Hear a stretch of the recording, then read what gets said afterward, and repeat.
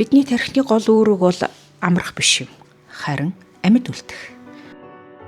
Дуусгаагүй ажил, даргаас ирсэн мэйл, мөнгөний асуудал, маргаашийн төлөвлөгөө, үр хүүхэд болон хувийн асуудал гэх мэт амьдралын өдөр тутмын хэрэгцээтэй зүйлийг бидний тархи аюул биш ч гэсэн анхаарах шаардлагатай зүйл хэмээн хүлээн авдаг.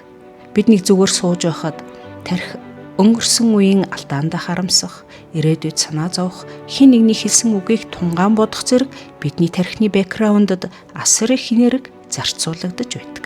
Машинтай зөөрлөж хэлбэл машин зогсож байгаа ч хаазаа тул гიშгүүлчихсэн байгаатай адил.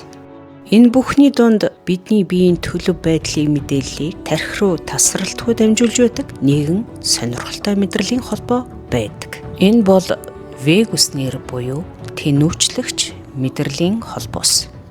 Энэ нь голчлон тархины зөөрөх, уушиг, ходоод гэдэс, элэг, нойр булчирхай зэрэг дотоод эргэтнүүд рүү салаалж хүрдэг бөгөөд биеийн эргэтэн системийн үйл ажиллагааг тархи руу мэдээлж өгдөг нэг ёсны холбооны кабель гэсэн үг.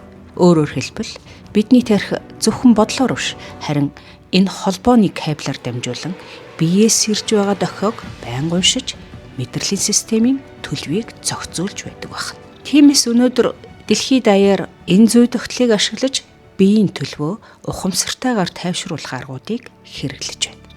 Үүний нэг нь амьсгалын дасгал юм. Ялангуяа удаан хэмнэлттэй амьсгалах үед зүрхний хэмнэл тогтмол болж биеийн хурцдмал байдал буурч мэдрэлийн систем илүү тайван төлөв рүү шилждэг.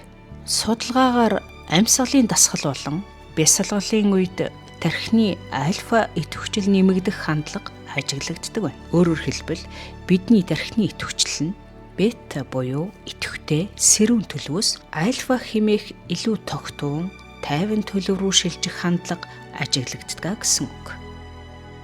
Амьсгалын хэмнэлээ удаашруулах нь биеийн мэдрэлийн системийг илүү тайван төлөв рүү шилжихэд дэмжлэг үзүүлдэг гэж ойлгож байна. Өнөөдөр бид бясалгал болон амьсгалын дасгал хийхийн ач тус мөн холбооны кабель гэж нэрлсэн вегус нервийн тухай мэдэж авлаа.